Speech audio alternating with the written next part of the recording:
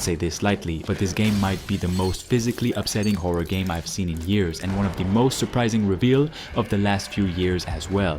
The new build shown at Summer Game Fest wasn't just another shock and awe trailer, it was a statement, a line in the sand. All these insanely exciting concept trailers we've been seeing for years now, it's real now, it's happening. And after speaking directly with the developers and digging into every single detail released just recently, it's clear ILL isn't trying to just scare you, it wants to crawl into your body and stay there. The developers really want this game to be something very special. The team at Clout has been quiet for a while, and for good reason. What started as a viral passion project, the kind of speculative body horror tech demo, is now a full-blown full-time production backed by a team of nearly 50 developers. This is absolutely huge. ILL was originally being created by two brothers, and now it's a massive team working on what could be the start of a blockbuster franchise. They've partnered with Mundfish, the studio behind Atomic Heart, and they're deep into development. And the new trailer wasn't a vertical slice fantasy, it was built on real systems that now form the foundation of the game. Dismemberment, physics-driven combat, and environmental horror that feels unstable in the best way. When I asked the creative director what feeling he wanted players to walk away with, the answer wasn't scared or entertained. It was like they've survived something. He said they wanted to feel real, not in the photorealistic fidelity sense, although the visuals are borderline disgusting in their clarity, but real in the emotional and physical sense, like the world got under your skin, like something changed while you were inside it. You're not meant to walk away clean, you're meant to feel like you barely made it out. And that ethos bleeds, literally and mechanically, to how the game plays. Let's talk about the dismemberment system, because that's where everyone has been focused on, and for good reasons. With the interview I had with them, I could finally get some clear answers. This isn't surface level gore, it's not an effect, it's part of the ecosystem of survival. When you injure an enemy, the game tracks what that injury is, and the enemy reacts. Blow off a leg, you might slow it down. Blow off an arm, you might piss it off, but you're not getting predictable results. Some enemies become more aggressive when threatened, others may shift into completely new behaviors, crawling, lashing, even splitting. You don't get to be surgical about it either. The devs made it clear this isn't tactical dismemberment like Dead Space. It's reactive, it's gross, and it's unpredictable. You shoot and the world changes. Every shot, every swing, every mistake matters. You feel it, you hear it, and you regret it. That's the tension loop.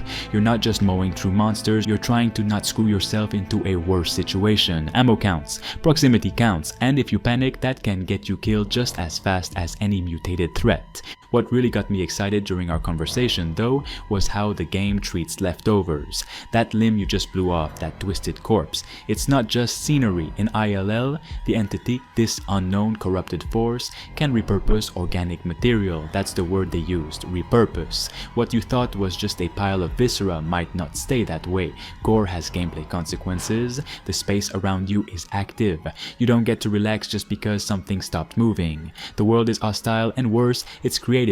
You won't be chucking limbs around like a sandbox game, but the environment is part of the horror. The devs want players to question everything. What's safe? What's inert? What's dead? And most importantly, what's still capable of changing? That constant paranoia feeds directly into how you navigate the world. Is that corpse going to spawn something? Did you miss a twitch? The psychological bleed is real, but IL isn't just systems stacked on systems. At its core, there's a defined narrative thread. The player character isn't some blank template for generic survival. He has a past, he has a reason for being there, he has an emotional arc that, according to the devs, is central to how the game unfolds. There is a main story, one that guides you, but it's not spoon-fed. The world is layered with subtext, visual clues, and moments of environmental storytelling that reward players who stop and observe.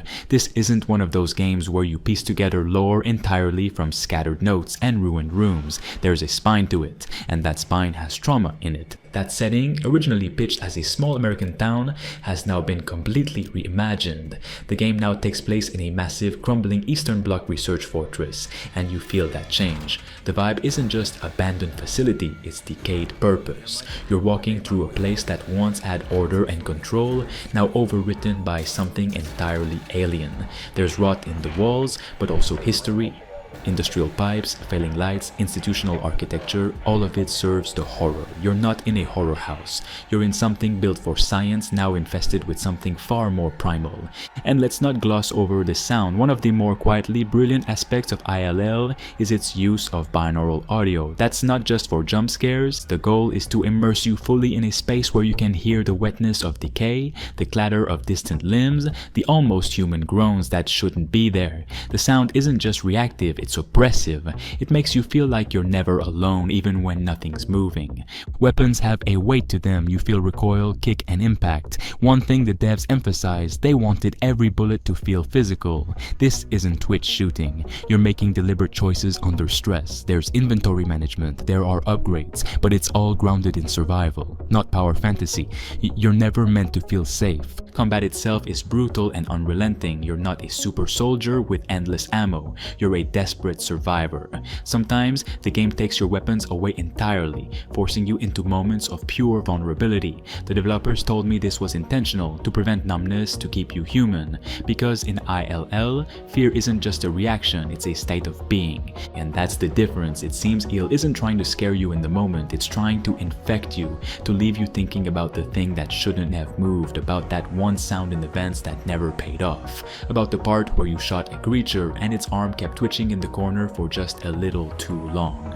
The game plays with expectations, but also with consequences. The dismemberment system ties directly into survival mechanics too.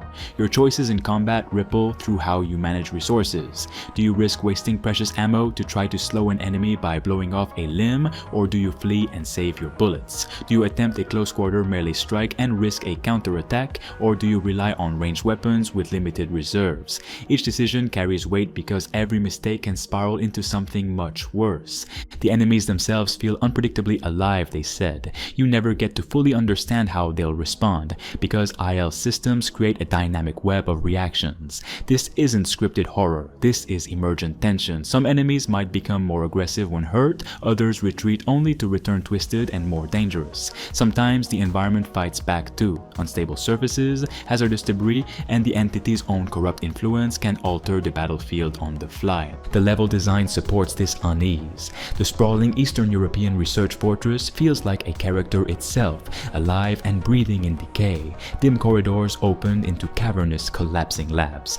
Flickering lights throw more shadows than they illuminate. Pipes groan with leaking fluids. Each area tells a story, but it's one of rot, of failed experiments, and of something alien, slowly consuming everything. Narrative moments are carefully woven through the environment. Instead of heavy exposition, you discover details in the scrawled notes left by past occupants, in broken equipment, in audio logs that drip with desperation. The protagonist's own memories sometimes invade the world, blurring reality and nightmare. This psychological layering adds to the sense that the player isn't just witnessing horror, they're living it. The developers talked about their inspirations too. While comparisons to classics like Dead Space, The Thing, and Resident Evil 7 are inevitable, they're quick to say IL isn't a homage or copy. It's a fresh approach that blends body horror, survival, and immersive storytelling into a unique whole. The goal is to create a game that not only scares you, but makes you feel the weight of your decisions and the crushing pressure of your situation. And while the visuals are undeniably striking, the rotting flesh, exposed bone, the wet sheen of gore, what stays with you longest is the game's atmosphere. It's the way the silence hums with danger, the way every creak feels like a warning, the way your own heartbeat seems louder than the monster behind you. I'm extremely excited for this game's future, and I hope you guys are as well. Make sure you like the video if you do, and let me know what you think.